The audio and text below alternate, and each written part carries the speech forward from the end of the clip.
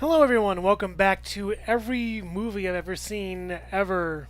Just a little bit. There we go. I got a new tripod. That's pretty cool. I got a whole new tripod for my setup. It's great. I don't need to use my desk anymore, so it's all fun and fancy free as last time was.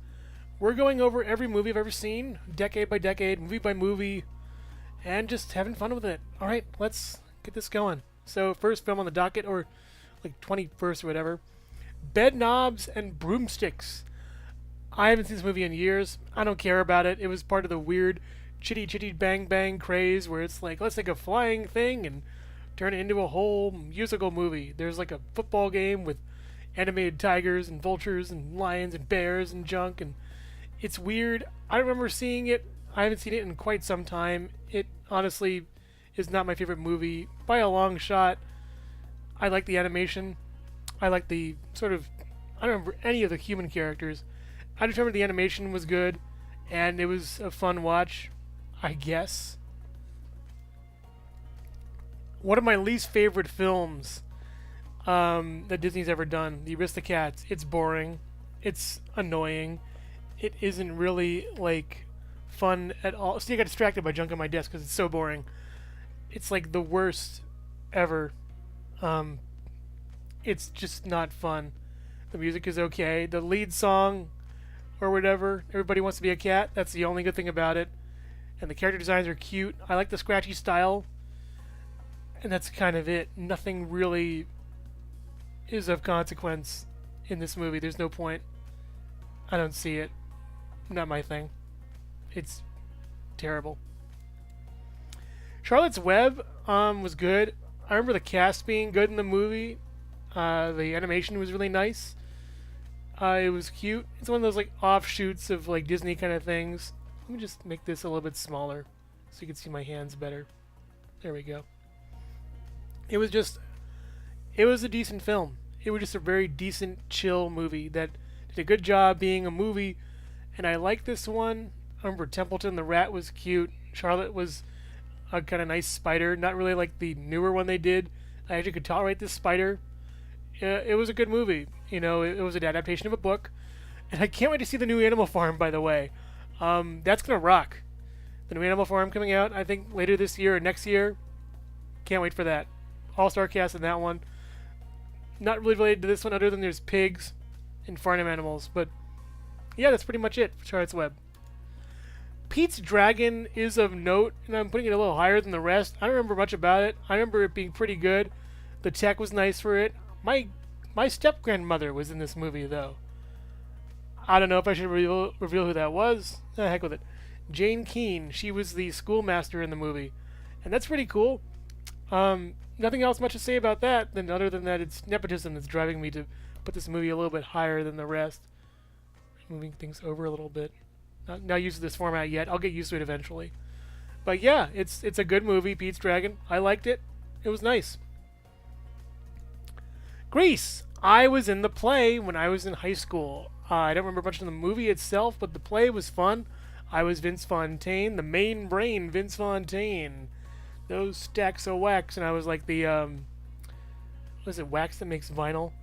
Why is it vinyl? But it was what? Never mind. Anyways, I was the radio jockey guy. I didn't know my lines all that much, so I had a mic and I just had my lines in front of me. I was like doing schoolwork and I was doing like the play at the same time, and it was tough for me to just memorize lines. Back I had like major ADD, probably now still, but yeah, Grease is good. Great songs, great plot, serviceable movie. Not my favorite, but I like it a lot. It was very good. Life of Brian. Oh, Brian, wife of Brian. That thing. That was fun.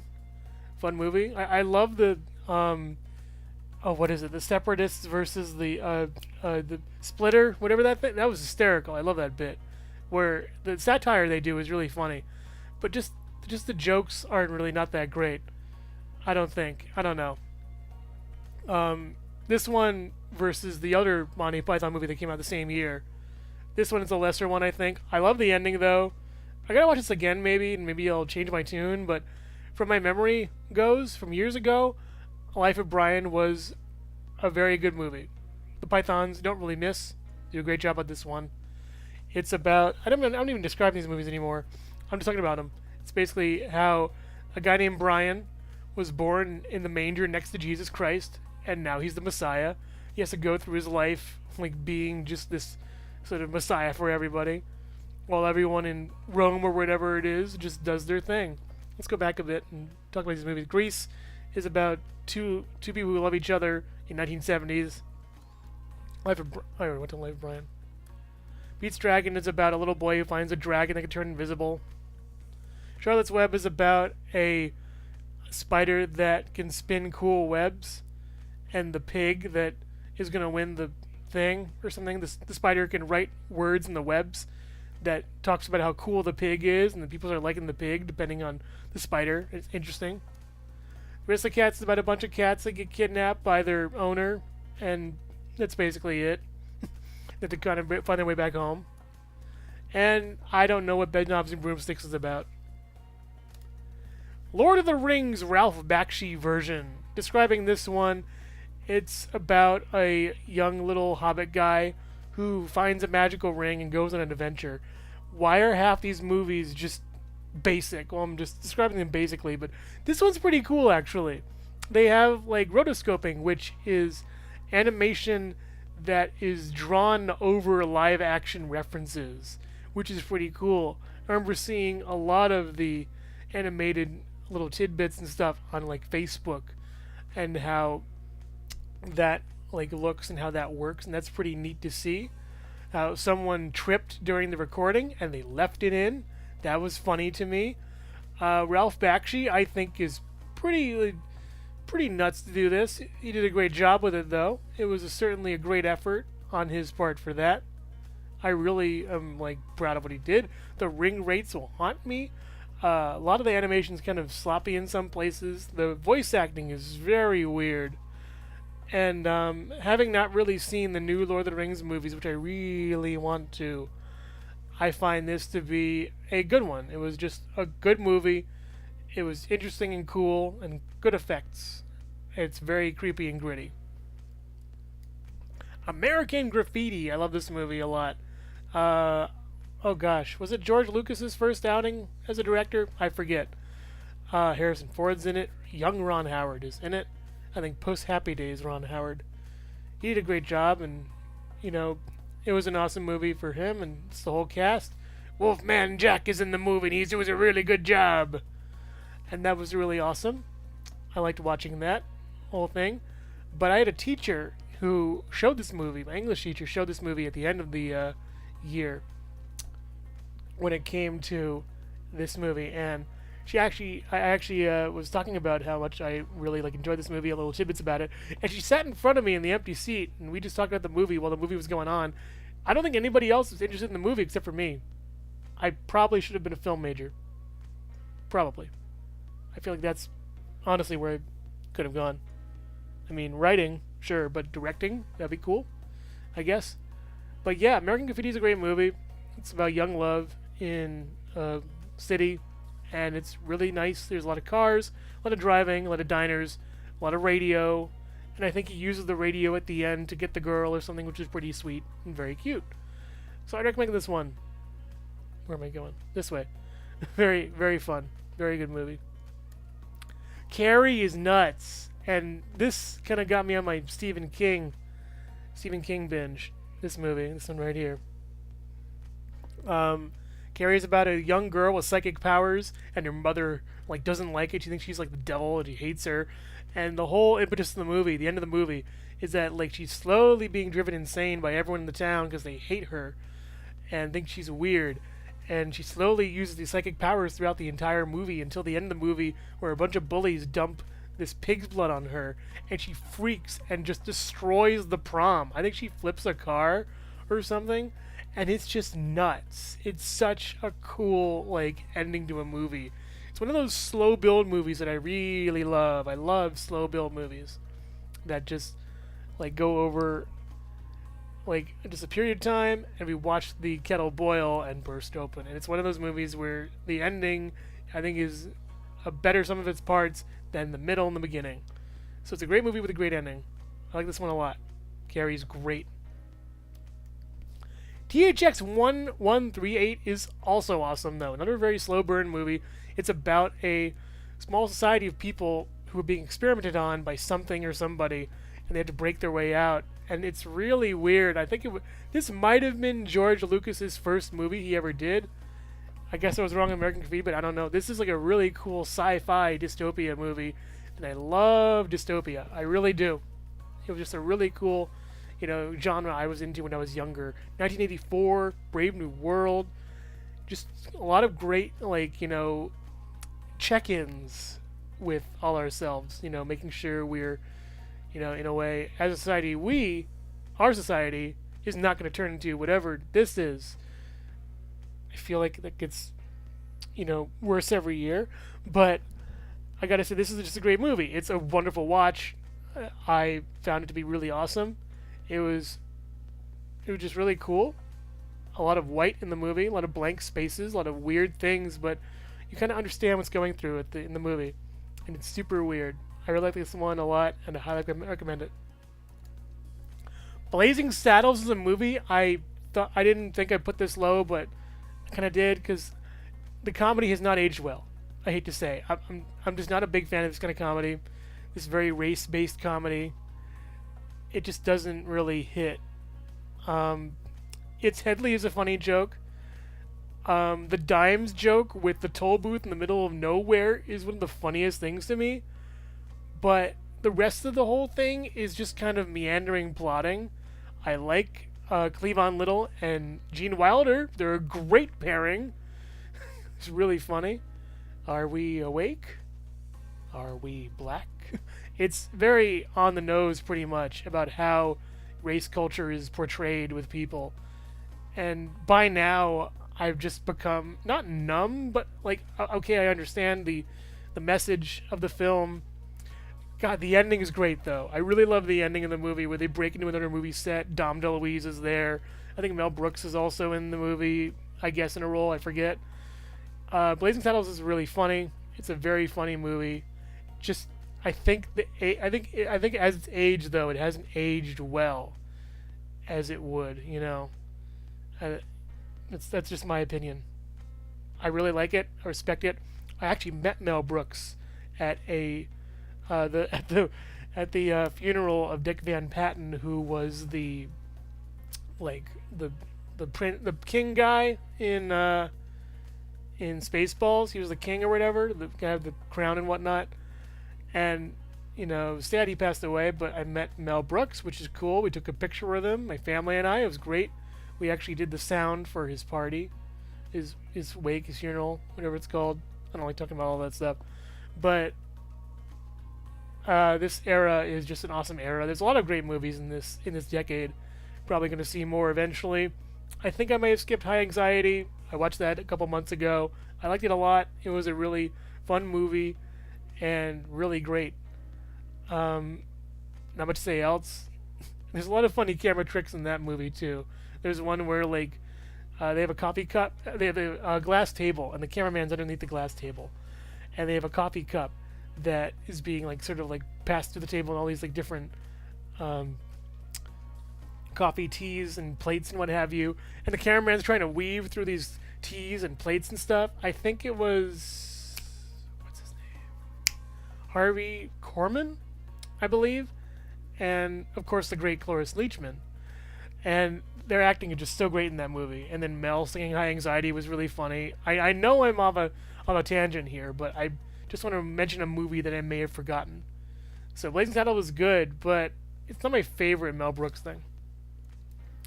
Close Encounters of the Third Kind is really awesome. I hate to mention this, but I don't know if I saw the full thing.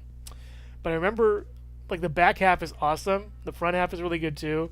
Just how these people are building these little monuments in their houses, and slowly everything's taking over, and it's really weird.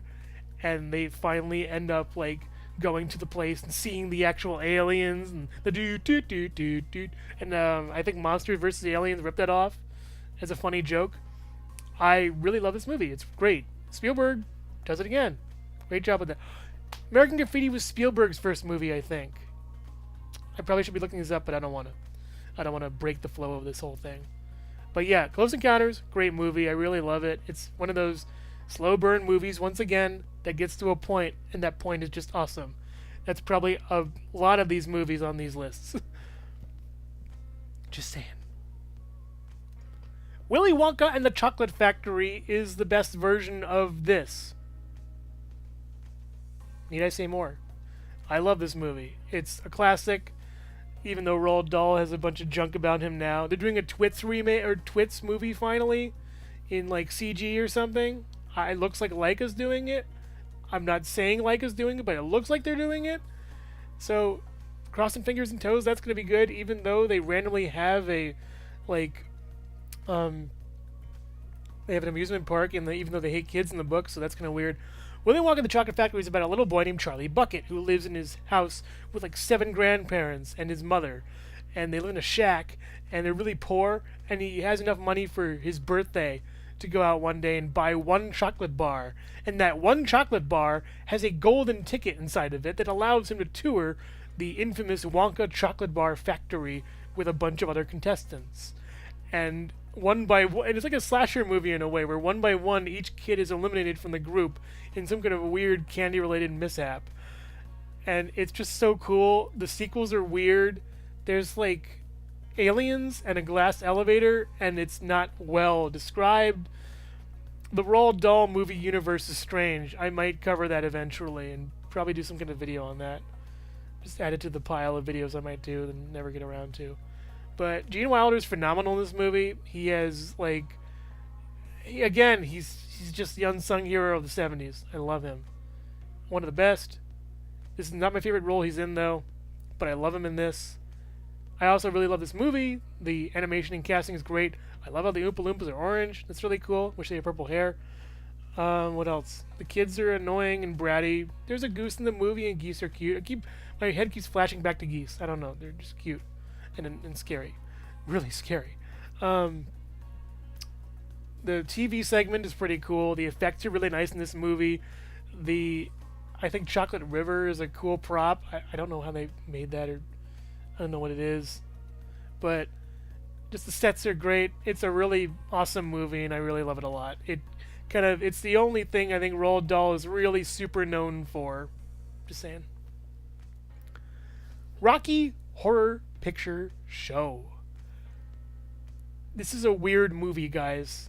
I'm just saying. It's a really strange movie. Tim Curry is a god among men. He's probably one of my favorite actors. He's amazing and weird, and he could have been a great Joker, but kids will get you scared. What other kind of movies were in this decade? Hello? Rocky Horror is phenomenal. It's really weird. It's a strange movie, and I love it dearly.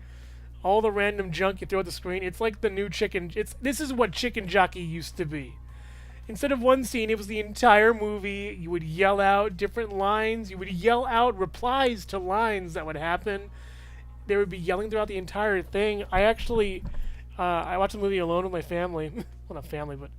my dad was really into this movie. He loved it. I think he played Frankfurter years ago for Halloween or something. It was pretty fun, from what I hear. How's it going, Nick Gamer, in the chat? This is a great movie. I really love it. It's strange. It's a musical. The music is timeless and epic. It's about a couple whose car gets stranded in the middle of nowhere, and they go to this house, and they find all these weird people inside, and slowly things unravel. It's like Frankenstein, and it gets weirder from there. I'm not going to spoil it, but this is an awesome movie that should be seen at least once in your lifetime. It's crazy. I've never done the theater experience. I did it in college when it was kind of toned down and outside. But, man, within a dark theater, who knows what's going to happen? Who knows? But, yeah, this is a great movie, and I love it a lot. Rocky Horror is great. Animal House. I love this one. It's very funny, very frat boy. I never had the frat boy experience. I expected to be kind of like this. Jim Belushi, once again, is incredible. I probably haven't said that enough. I'm going to say it again. Jim Belushi is incredible. He's just an awesome actor. Very funny, clever. I love the bit where he puts mashed potatoes in his mouth. Look, I'm going to sit. I can't do it as good as he is. He does that manic. He's like Jack Black before Jack Black, in a way. I feel that kind of archetype. Short, squat, loudmouth, wide-eyed, funny, weird man. Except I think he's a little weird. There's a level of weird in the '70s that really permeates the decade, and it's just so sweet. It's just so good, so good to see. Animal House is just awesome. Oh, God, it's so funny. Dean Wormer, he's funny. Is it Vernon or Wormer? I don't know.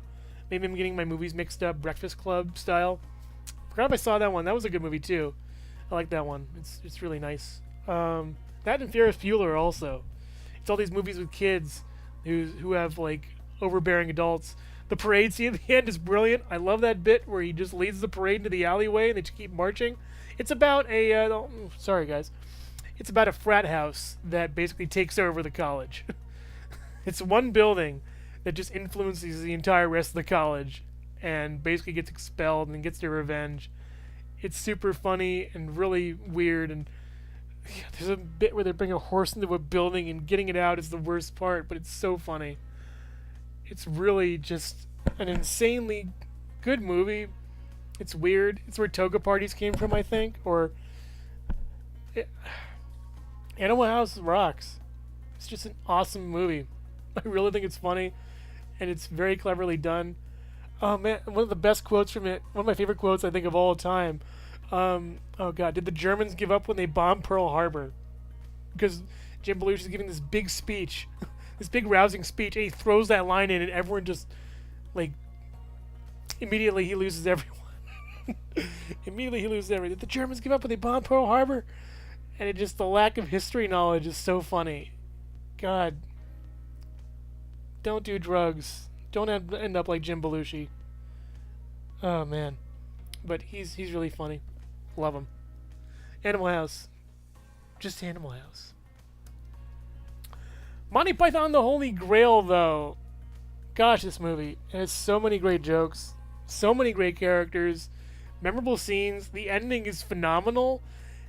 It's just trolling at its finest. It has an animated scene in it. God, the Bunny of Death.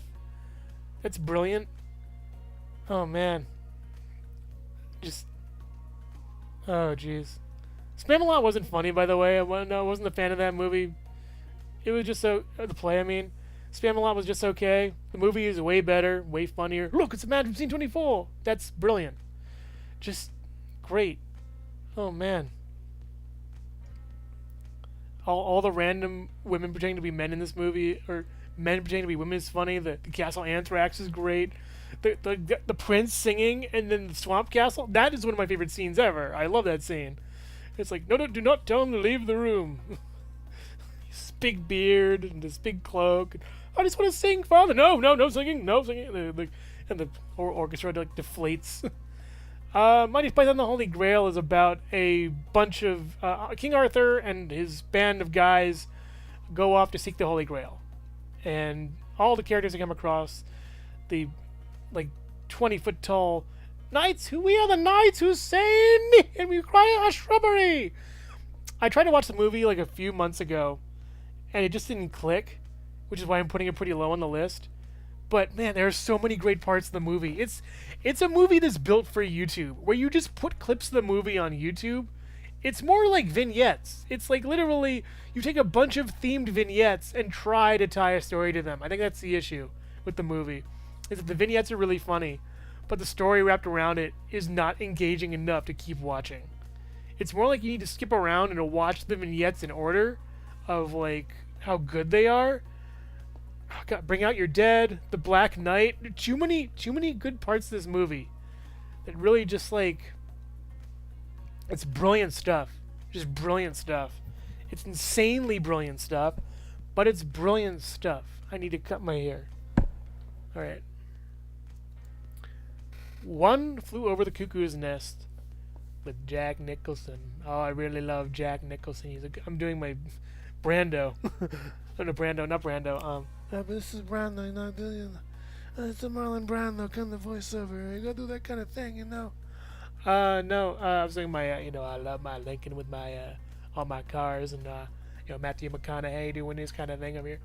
Now I gotta get Jack and kind of back in the throat over here a little bit. Well, that was more Wolfman Jack, but Jack Nick. I'm doing Robin Williams impression of these guys. Jack Nicholson. I'll eventually do an impressions video if you guys want me to. Let me know. I can do pretty good impressions of everybody. But One Flew Over the Cuckoo's Nest is about a man who, instead of take the death penalty for something, pleads insanity, and he's entered into an insane asylum where he realizes that the nurse is basically evil in a way. It's kind of up in the air about if she's evil or not, the head nurse, and he tries to inject some life and some fun into this slowly dying society that is the people of this mental hospital. This is a great movie for, I know who that guy is, and they get, Danny DeVito's in it, very young. Probably, I think his first role. One of his first roles. Danny DeVito was in it. Of course, Jack Nicholson. Christopher Lloyd, a very young Christopher Lloyd was in it. I forgot who played Nurse Ratched, but she did a great job. It is an awesome movie, and it really, the ending just guts you, but it's powerful and awesome. And again, it's one of those slow burn movies. What's going to happen? You don't really know. You're just along for the ride. It's very fun, though, and I really love it. Cuckoo's Nest is awesome. This is, I think, my dad's favorite movie. Being There is so good. There's a lot of great lines, and it has a really great societal message. It's about a man named Chauncey Gardner who, kind of, it's about a man named Chauncey who was a gardener at like a large estate for this man, and the man passes away. Chauncey was raised in that building from a child, I think, and all he's had as exposure to people is watching television. And that's his whole thing, is watching television. But what he's gained from TV, he applies to the outside world that he is now in. And he almost gets hit by a car while watching TV and backing up because he sees all these TVs in the window at a store. He's backing up to get a better look at them. When there's one, like a closed circuit camera watching him, and he's trying to figure out what that is, and he backs up and gets hit by a car. And now the owner of the car, this woman, is like distraught, and she's trying to figure out what's going on. And she takes him to her large mansion that she lives in. And these people are trying to figure out who he is, what he does, and he just kind of like bumbles his way through the movie in a way. But there's no malice, there's no anger that he has. He's just him, and everyone else reacting to him is the real goal of this movie and how he influences everything. Like the head of the house, who is like this like older man in a wheelchair, who's like a former head of state who has the president come by or something, or like other heads of state, and Chauncey somehow gets involved in the conversation and actually like brings up random facts about like you gotta put the seeds in the soil and they'll grow, and that somehow applies to the conversation that's going on. And the script is just brilliant in this movie. It's so weird and so funny in this kind of unintentional way, how this man, one guy, can influence an entire country, an entire election even. It's not Forrest Gump level, but it's definitely like just, it's strange good. There's a scene in the middle of the movie that is very NSFW, but it is so good. It's the I Like to Watch Eve scene. Brilliant. Brilliant. This movie rocks. It is just awesome. Peter Sellers, by the way, who did the Pink Panther. I didn't put any Pink Panther things on this list at all, I don't think, because I completely forgot to, and I forgot which ones they were. I'll eventually do a Pink Panther movie thing. I love A Shot in the Dark. All the movies are really great, but I think Being There is my favorite Peter Sellers movie. I really love this one. I really do. It's just super awesome. Sellers rocks. He's excellent actor. Miss him. The original. The first. The third one is in theaters now, which this is very apropos. Star Wars! I love Star Wars. Star Wars, nothing but Star Wars. It's great. It's just an awesome movie. It is the quintessential good and evil battle. I think that's better represented in the third movie, but I'm getting ahead of myself. This movie was the groundwork for sci-fi in the modern age. It is just so great. I love Star Wars 1. I watched it a few months ago. A couple months ago was like I watch every movie. But yeah, it's awesome. I love Star Wars, the first one. This is the New Hope movie, for those of you keeping track at home. Original Star Wars is amazing. The characters, the scenes, the iconic moments. I don't even know if to describe what it's about. It's about a young farm boy, finding his destiny as the savior of his planet and the galaxy as a whole, with a bunch of misfits that he brings along and a princess, and it's very medieval and very also medieval Eastern and medieval Western, It's very swords and sorcery, knights and wizards and dragons. Not dragons, but knights and wizards and stuff. But it's also there's shoguns and respect and, Eastern philosophy. And it's really well done. It's definitely one of those movies you got to see before you go. It's definitely one of those movies you got to see in your lifetime. The first Star Wars, no matter what you think, it's always good. It's always a good time. And I really enjoy it. Yeah. Also, C-3PO sucks. Anyways. What's the next one? Why is my movie thing not working?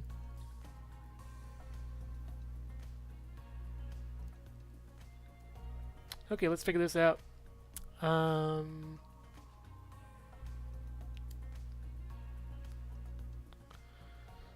Give me 1 second, guys.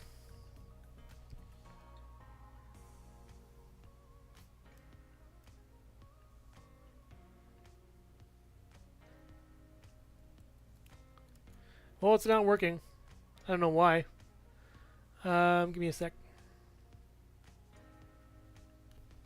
Alright, sorry. Number 2 is Alien. I really love Alien. It is the most perfectly paced movie I've seen ever. Every half hour, something big happens. Right? Let me just put it up here. And the next 30 minutes is slowly getting to that point. Slowly getting to that point. And let me tell you, every moment in this movie is just tension-filled and just awesome. I really love it. It's a really great film that just has so much tension and creepiness. The effects are great. The acting is awesome. Harry Dean Stanton's in this one. Sigourney Weaver. I mean, before her, we had to weave our own Sigourneys. So I'm glad she's in this movie. That joke did not land. I'm moving on. The aliens are really cool. This is basically Metroid before Metroid. This inspired Metroid, and I love it for that. But it is a great movie in its own right. It is beautiful in its bleakness and its atmosphere and how creepy it all is aboard the Nostromo. And I just think it's one of the best movies ever. It is scary, and horror is not my thing, by the way, but there are very, very few horror movies that I appreciate and love. And this has a little bit of corny old effects, but it does not take away from how creepy the alien is. And my gosh, the xenomorphs are great. I don't really have any complaints about this one. It's basically a perfect movie, but there's one movie that's better than it that I need to actually drag into my thing. Hang on a sec.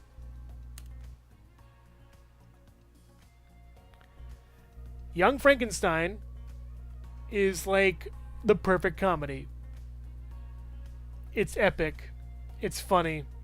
It's clever beyond all belief. The cast is really wonderful. Gene Wilder, Marty Feldman, Terry Garr, Cloris Leachman. I'm guessing... Hang on.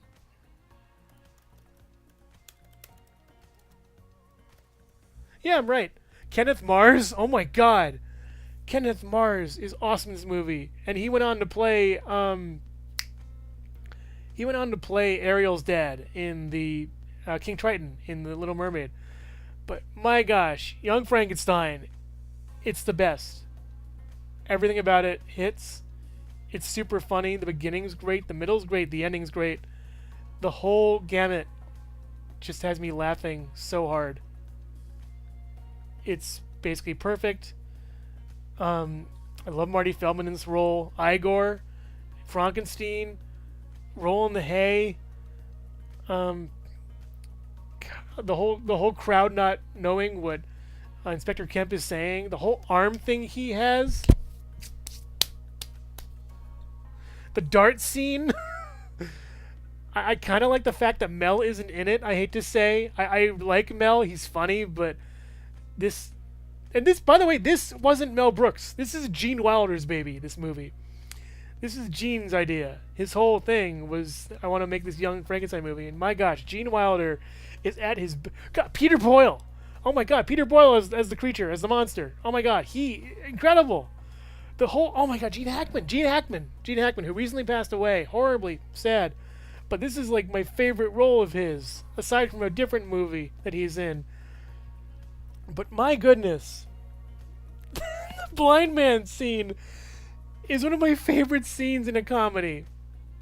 This and the Anchorman 2 scene with the boss, where they first meet the boss. But my goodness, the whole blind man scene. I made espresso. Where are you going? Oh my gosh. Let me backtrack a little bit.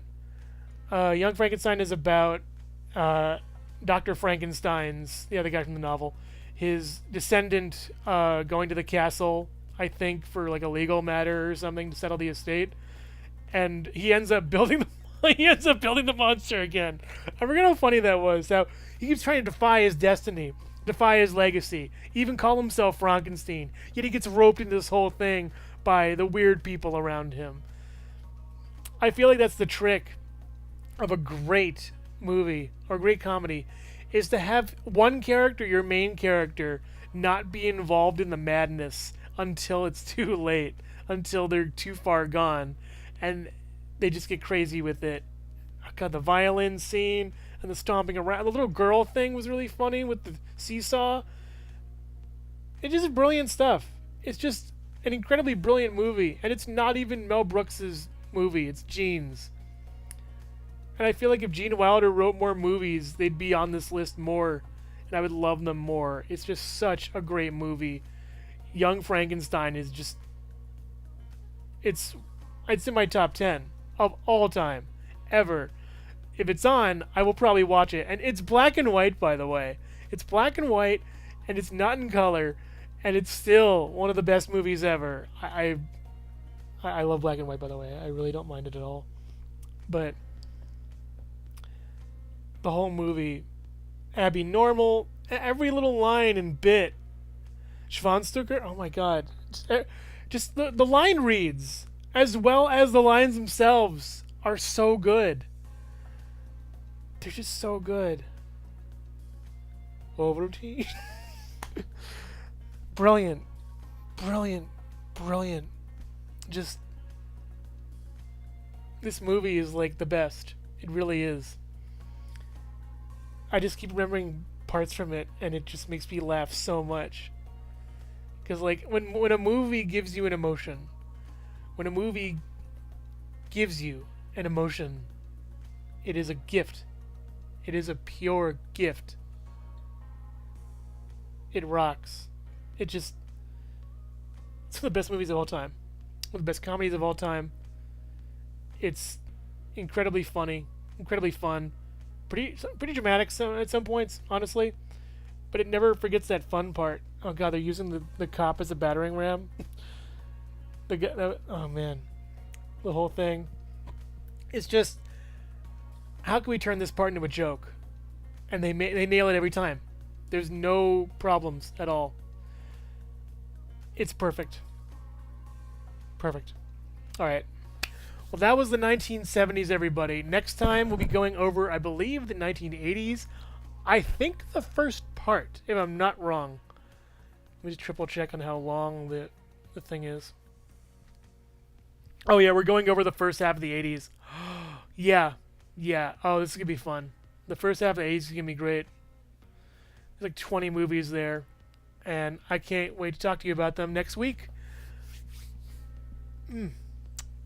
I'll see you around then. Thanks for watching. Again, if you like this, share it around with fellow movie buffs. Subscribe if you want to. And what was that? And as always, I'll see you next time on Jesse Hecht Creative. Hope you're doing well, and take care. All right, I'm out. Let me just get rid of this. And sorry for the weird issues with the this kind of thing. It would just, I don't know why it just conked out. But yeah, thanks for watching, everybody. Bye-bye.